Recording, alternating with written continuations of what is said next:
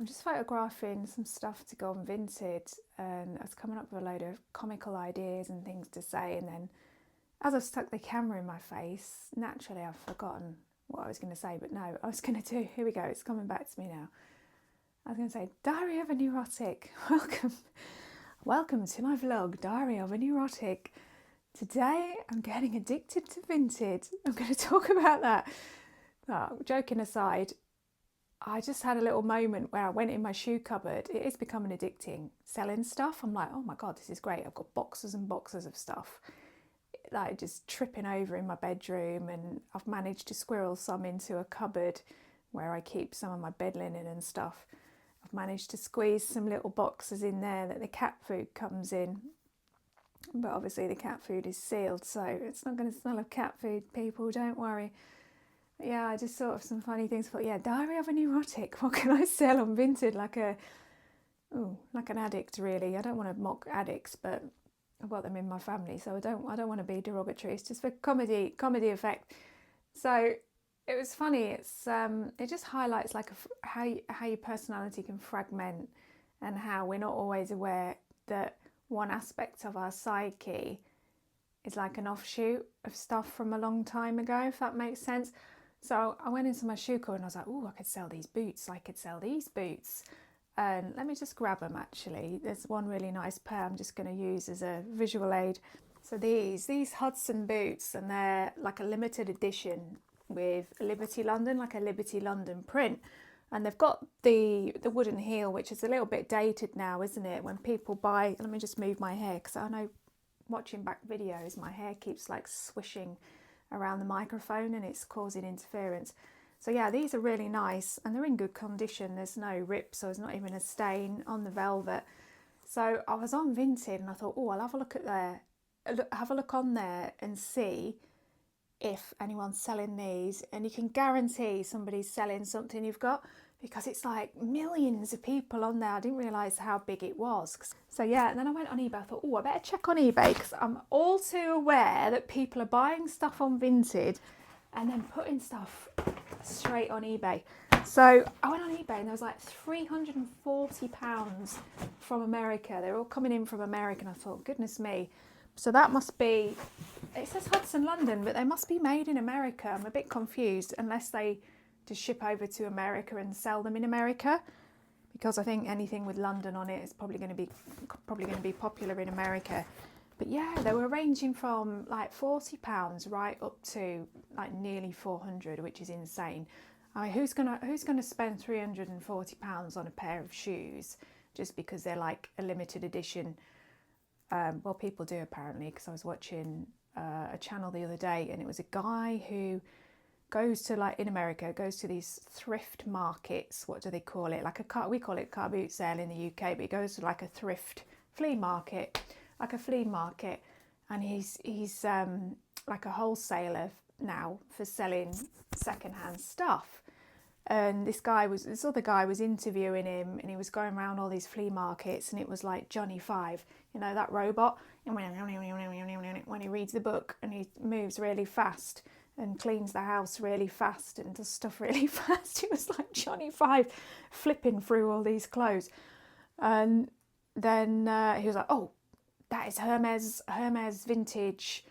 That's worth $1,000. And I was like, whoa, that is mad. And this is in a flea market. How do the people in the flea market not go on the apps and check this is worth $1,000?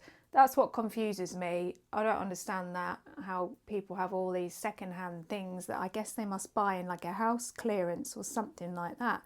Like, America's just great for thrifted stuff.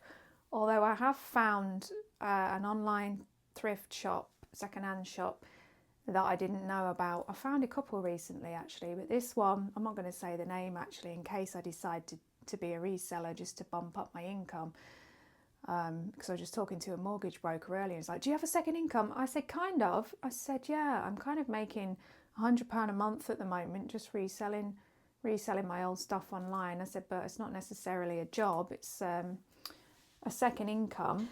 I'm just getting addicted to Vinted. So I went to my shoe cupboard, got my shoes, and I thought, oh, I could sell those. And then I thought, hang on a minute, why do I want to sell all my nice boots? And I thought they're good boots, I should keep those boots, but I've got a pair that's like a slip-on, raid pair that's a slip-on, and they're hard to get on and off, and like having all the musculoskeletal issues that you get with the joint pain and everything, especially if you don't take the HRT. So I stopped taking my HRT, and I'm going to do another video about that soon because it's a different subject. I don't want to be like, oh, this is about Vinted, but I'm going to start talking about HRT because that annoys me when other people do that. I'm trying to stay on topic. So I just thought, why am I getting addicted to selling all my stuff on Vinted? And I thought it's like a little rush. I was just on there, and this top actually, this Jane Norman top, I just listed it, and within, I mean, it's a cute little top, and within literally seconds of me listing that, somebody bought it. I thought, wow, this is nuts. I never get that on eBay. But on the Vinted, I did pay there's an option where you can pay like £4.50 or something, and it was to spotlight your wardrobe. So it'll, when you're scrolling, I've noticed it comes in between. Say you're looking at something up there, and then it's underneath. I can't explain what I mean because I'm a technophobe. It's like a ribbon, isn't it? In technical terms, in website building and stuff, like a ribbon underneath, and it shows people's wardrobes. So I think that's quite cute how they call it a wardrobe on there as well. But yeah, I think I'm just going to stop using eBay because I had somebody want to return a dress, and I've got in the description in block capitals, no returns. I'm a private seller just clearing out my loft. I'm not a business. Retail laws do not apply because I'm a private seller clearing out my loft. And this woman supposedly totally ignored that. It was an oversized corduroy dress from Uniqlo, really nice. So she'd left me some nice feedback saying, lovely dress, just too big. And I thought, well, how can you ignore that it says oversized in the title? It says oversized again in the description, and it says no returns in the description. So I just got really frustrated. I thought, for God's sake, it clearly says in the description, but people don't read it because you have to like press, if you're on your phone, you have to press a button to like expand the description. So I think that's where people go wrong, or everything's just so fast paced, isn't it? It's Johnny Five again, scrolling on the phone, cleaning your house, going to work, listing on Vinted, recording for YouTube. just frantic. We're all so frantically busy and trying to wear too many hats and juggle too many things. It's just because I'm having a quiet day at work that I've now got a couple of hours that I can just photograph some stuff. But I thought, wow, that is nuts. Someone's just literally bought the top as I've listed it. I have had that last week actually. I've sold about about 15 things in the space of a week, which is really good. And somebody bought something like within an hour, let's say. So as I've been in the room up here at the weekend for a couple of hours, I'll blank out a couple of hours to list a box. Let me show you what I mean. So there's a big box of stuff there, say, and it'll probably take me 90 minutes to 2 hours, depending on how many things is in there. So it can take an hour, let's say, to list about 15 to 20 things, because it is a faff, and I am really stringent in my detail. So I get the tape measure and I measure the shoulders, especially if you're selling a top. You have to measure the shoulders, and you measure from the shoulder down to the waist. But I will always measure anything anyway to try and stop this returns. But yeah, on that dress on eBay, I don't think I'd put any measurements. So that's something to think about when you do list on these sites, is to make sure you put measurements. Then if there's any discrepancy and they come back and say, well, I've raised a return. I had somebody do that once, and I've got another video where I'm ranting about this woman who bought this red top. So I went and got myself a colour wheel. I'll just grab that so I could drop it on the clothes to stop the scammers, basically, for want of a better word, the hustlers who know how to get around the rules for private sellers. So this woman, she was like, oh, it's not as described because it's orange. She's from Essex, so it's not as described, it's orange, it's not red, it's orange. And I said, no, I messaged her and said, this is definitely red. It's more of a bright kind of tomato red, but yeah, it kind of was a little bit on the orange spectrum. Actually, as I'm looking at my iPhone, that colour red that flashes up the top when you're recording something, it's that colour red. So it's definitely on the red spectrum. You know, we don't want to split hairs, but yeah, it was a bit more orangey. But because I'm a private seller, she shouldn't have had the right to do that. So I went and looked at the rules and the small print, and I contacted eBay. And anyway, you can watch the video. I contacted eBay, got my money back, but it just so happened that when the postman was putting it back through the letterbox, it ripped. So I said, right, this has arrived damaged, can't sell this. And I was really laying it on thick, as you do. Just like, yeah, no, I'm not happy about this. She shouldn't have been able to return it. I'm a private seller. I've looked at your rules. And they were like, nope, you've been with us for 14 years, or God knows, longer than that, actually. I've been with eBay for like 20 years. I've had stuff on eBay for over 20 years now. And yeah, so they gave me a refund for that, because I knew that she was bending the rules and trying to twist it to say that it wasn't as described, and it was clearly a red top. So you have to watch out for things like that. But I haven't had anything like that, touch wood. But yeah, that is mad. Somebody just straight away just bought my top within seconds of me listing it, because I went to update it because I put the measurements on there. I thought, oh, I best take the measurements, because sometimes I'll list it and go back and edit it, and then I'll put the measurements in just to get it on there so the algorithm picks it up. But then I think, oh, I best put the measurements, especially if I've cut the tags off, because I find tags really itchy because I'm a HSP. And I've noticed, actually, I'm going to do a video, probably a ranting video, about women being diagnosed with late onset ADHD. And that is a symptom of ADHD where you're allergic to tags. But it's also HSP. So there's a fine line between the two. And I think that ADHD especially is being misdiagnosed in women, and there's a big push to bury the highly sensitive person thing. Why are all these women getting a later in life diagnosis when it could be endocrine issues? So for me, I do very much feel like I've got ADHD a lot of the time, but I can focus. I know that it's linked to complex post-traumatic stress. So I have PTSD, complex post-traumatic stress, which is an accumulation of several traumas throughout your life. Now, my main trauma was the birth of my eldest son. So that's postpartum PTSD. And that very much makes you easily distracted. It's hard to stay on focus. You can easily go into fight, flight. So what was it this morning? Something set me off. Oh, this annoying man that rang up for an appointment or was asking questions. I'd updated one of my adverts online where I advertised, and I was restructuring my price, and I'd taken it off and forgot to put my prices back on. So anyway, he just rang up and he was like, what's your price? What's your price? What's your price? And I suspect he was autistic or something like that, because I said, oh, where did you find me? Blah, blah, blah. Can you tell me what can I help you with? And he was like, oh, I don't want a question and answer session. I just want to know what the price is. It's a simple enough question. Why can't you just tell me what it is? Thank you. And then he hung up, and I was like, I just spun out into fight flight, because I was thinking about speaking to a mortgage broker, and why hasn't the mortgage broker got back to me, and all the stress of not knowing how to go through the process of buying a house, because I've never done it before. So I'm putting in my right to buy my council house, which is going to be another video. So that's another 3 videos. So yeah, and he was just so rude, and I was taken aback. And I said, well, I do different. I said, I have different things. Sorry if it wasn't on the advert. I'll go and check the advert.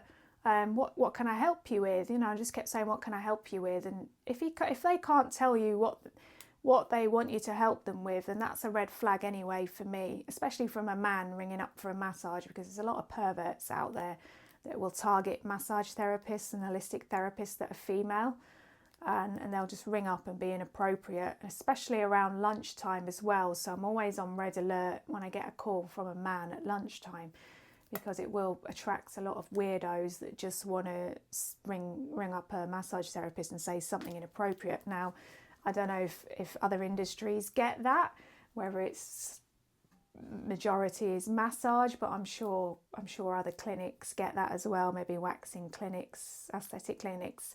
I don't know. I know massage therapists get it a lot, because a place I used to go to for massage, some women I'd known for years, where I used to go to, they had to throw out a male client once. They had to just literally ask him to get dressed and leave because he was like sexually harassing can I even say that on YouTube? I know they're censoring everything on YouTube. So he was harassing this young lady, asking for like extras, and the owner of the salon had to go upstairs and like frog march this guy out, and she was a bit shaken up apparently. So yeah, I've had that as well. You just say no, that's not what I do.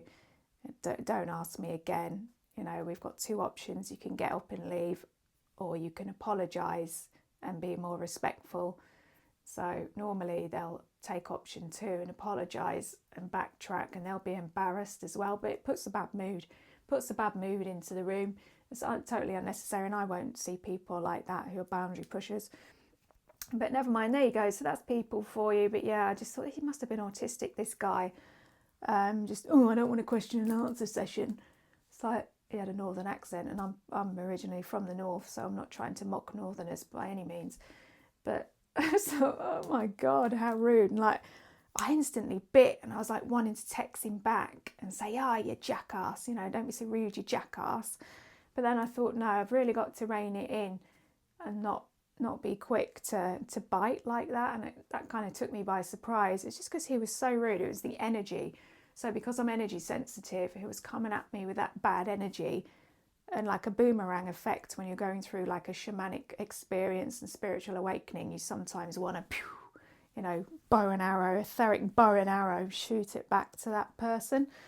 But yeah, I have to rein it in, and then I'll just rant into my voice recorder, into my phone. Yeah, back to Vinted. But yeah, how cool is that? Somebody just bought my top within minutes of me listing it. So yeah, I'm getting addicted to Vinted, but I'm reining it in, trying not to sell all my stuff, because I realised it was a younger part of myself that always wanted to have a clothing shop. And I thought, that's a younger version of my psyche that just wants to sell things and get that little hit of adrenaline rush. Like, I've sold something else.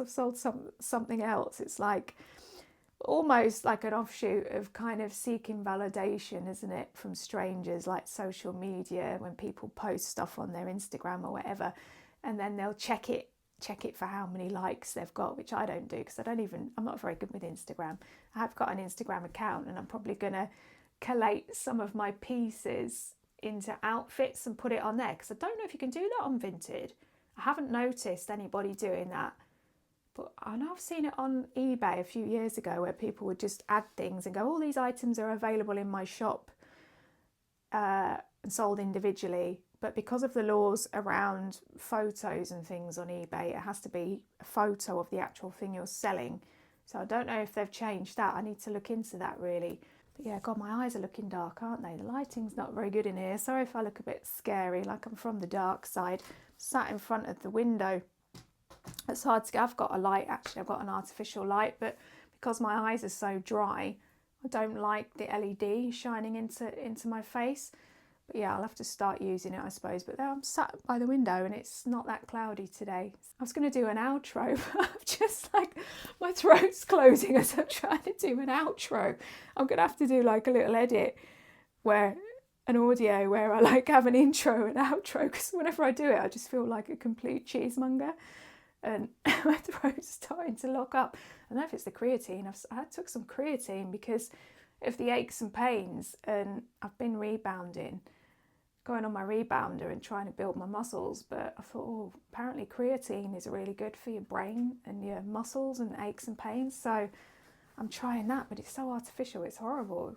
It's probably that. I could be reacting to that, but yeah. So anyway, thanks for watching my video. This is my cheesy outro. And let me know if you sell on Vinted, and if you know actually about collating bits and putting a few things in one photo and saying, hey, this is an outfit.